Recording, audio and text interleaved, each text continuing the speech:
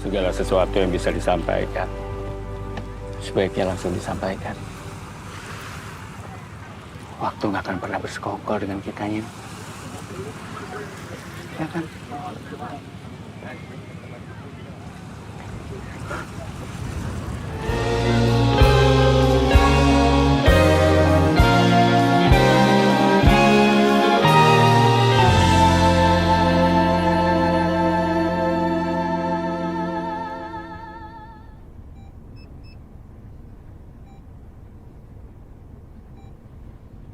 Ibumu hanya ingin kalian tahu dia baik-baik saja.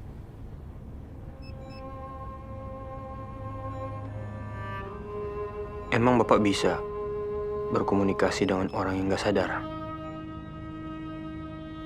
Cuma perlu dengar saja. Saya Yayu, peran saya sebagai Karso. Kalau dibilang film ini bercerita tentang apa sih, unik sekali ya. Karena pasti semua punya sudut pandang yang berbeda-beda gitu. Tapi pandangan saya sih ngeliat bahwa saya punya ngerasa begini. Ketika kita udah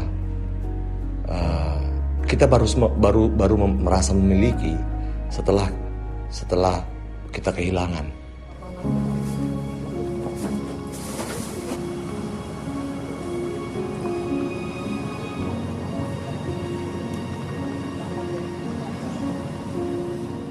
Hai, nama saya Richard O. Saya penulis dan sutradara film Menunggu Bunda.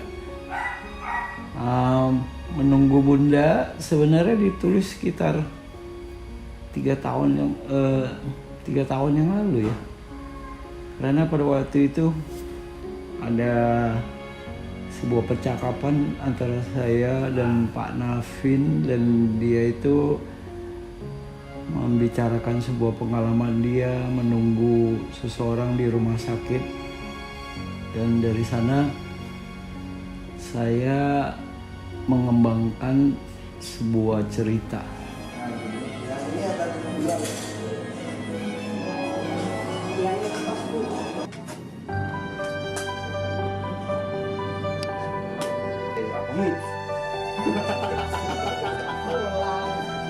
Nanti scene dia sama Alma.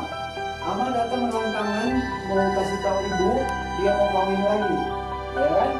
Nah, Setiap film itu ya tentu saja ada selalu kendala ataupun tantangannya, dan saya pikir seorang sutradara tugasnya itu mestinya bisa mencari solusi di dalam setiap kesulitan itu dan tetap bisa mengambil apa yang dia inginkan.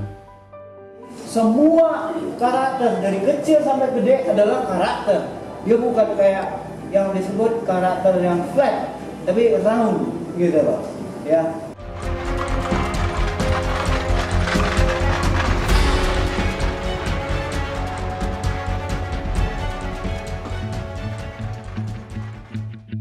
Halo, namaku Putri Ayudya. Di sini berperan sebagai Bu Yeni, aka Bunda. Di film Menunggu Bunda ini, garis besar cerita adalah sebuah keluarga yang sedang menunggu ibundanya di rumah sakit. Ada anaknya 3, ada Alia, Alma, dan Andra. Bersama dengan ayah yang early stage of, nggak early juga sih, sudah di dalam tahap Alzheimer gitu.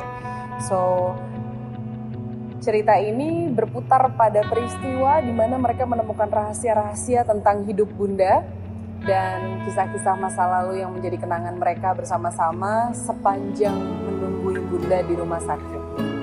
Gitu.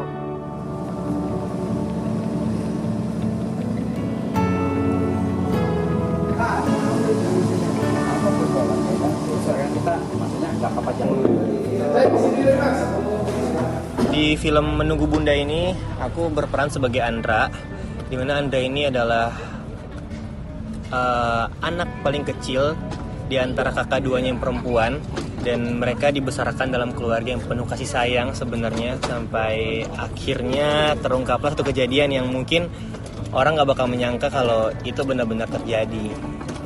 Tapi Andra ini baik banget dan dia jadi anak kesayangan ibu ya, makanya dia sangat belain ibu. Apapun yang terjadi dengan ibu harus dia yang orang paling depan banget buat belain ibunya. Bunda sih, lebih tepatnya Bunda. Enggak.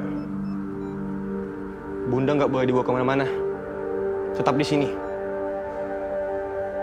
Bunda punya harapan. Biar sedikit sekalipun ia punya harapan. Ayo, Ma, kita pulang. Ruslan udah nunggu dari tadi. Dari awal sudah diberitahu bahwa Bunda ini seperti Mother Universe gitu. Beliau sangat punya hati yang besar, yang mencintai segala sesuatunya gitu. Bunda ini punya kasih yang gak habis-habis untuk semuanya, gak pernah membedakan, bukan hanya sama anak-anak yang dia bawa ke rumah gitu, tapi juga anak siapa saja kelihatannya. Dan Bunda ini juga mengasihi banyak sekali orang. Mungkin buatku justru lebih platonik ya. It's not only about universe, it's also about God's love gitu ke umat, yang benar-benar bikin kita berkaca kembali tentang apa saja yang sebenarnya kita yakini untuk kita cintai selama ini dalam kehidupan. Iya Bu, aku tahu. Tapi aku sudah membuat keputusan. Ayah dan ibu sudah menjadi keluarga yang sempurna dan sudah memberikan semua yang bisa kalian berikan sesuai dengan yang dibutuhkan. Apa pernah Bunda tunjukin itu semua? Kok tega ya? Membuat Bunda harus selalu menunggu. Menunggu dan menunggu kamu jadi lebih dewasa.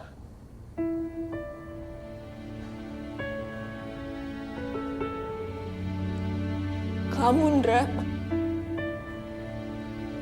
Kamu harapan Bunda satu-satunya. Maafin aku. Maafin aku nggak becus. Bukan itu maksud Anda, Kak. Nggak becus jadi kakak.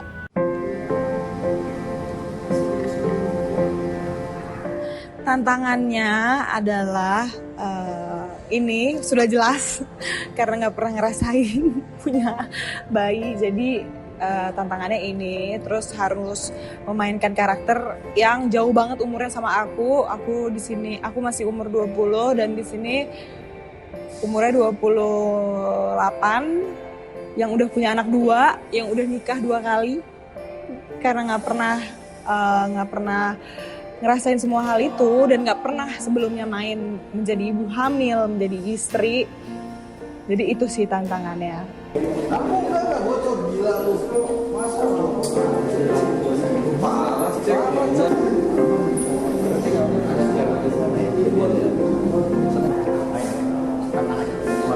Sikap.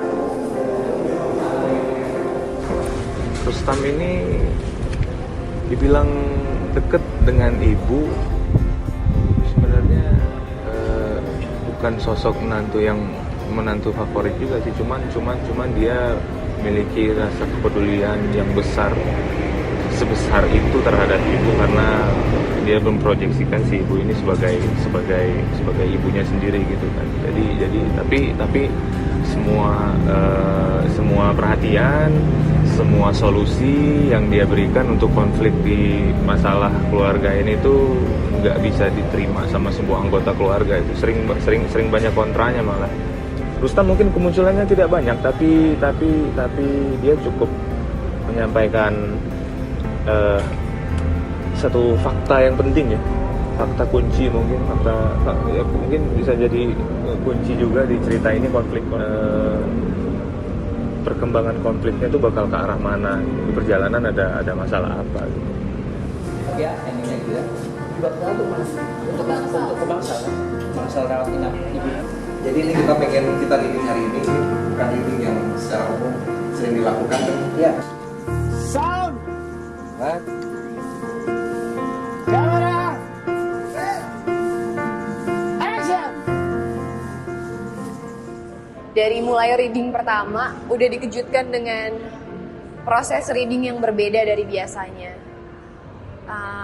di situ banyak banget proses adaptasi yang harus aku lakuin sebagai talent tentunya, dan juga pembelajaran atau bedah karakter yang harus dilakukan secara personal maupun secara bareng-bareng dengan adik-adik, dengan ayah bunda, dengan cara yang baru. Ko Richard itu ternyata Ko Richard di reading dan juga di lapangan masih tetap sama gitu. Dia konsisten banget dengan karakter dia yang cukup signature, cara pengambilan gambar yang berbeda, cara briefing yang berbeda, cara briefing sih terutama ya. Setiap adegan Ko Richard pasti sudah punya imajinasi yang cukup gamblang tentang apa yang mau terjadi dan bagaimana cara pengambilannya.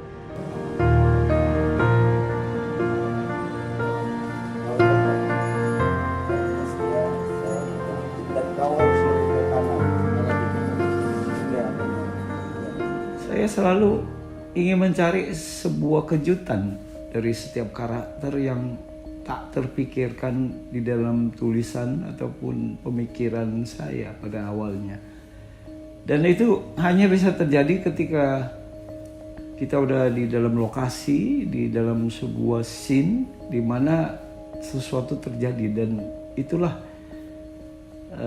yang ditunggu-tunggu terjadi di dalam sebuah pembuatan film. Karena kalau semuanya yang mengikuti apa yang tertulis, ya saya pikir itu bukan pendalaman karakter, itu hanya penghafalan. Ya kan? Mendalami sebuah karakter berarti dia udah huni di dalam dunia itu dan dia tahu persis karakter seperti apa, dan habis itu dia injeksi juga kepribadian dirinya di dalamnya. Nah di situ membuat seorang karakter itu menjadi otentik ya, dan tidak berpura-pura menjadi pemeran gitu.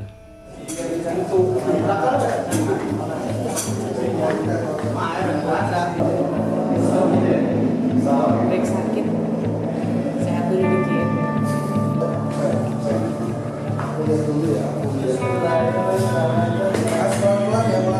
Jadi menarik karena lagi-lagi secara teknis harus berubah warna rambut, berubah kerut-kerutan di wajah gitu.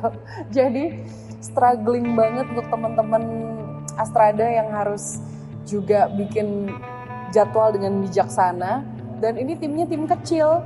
Jadi kalau buat saya ini banyak abrakadabra jadi gitu, sama banyak ilmu ini ya, Roro Jonggrangnya gitu, luar biasa banget.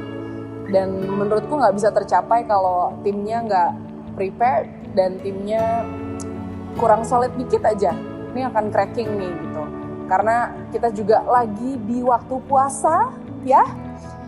So semuanya benar-benar harus bersahabat dengan kondisi, dengan waktu, dan mendekatkan diri satu sama lain dengan cepat.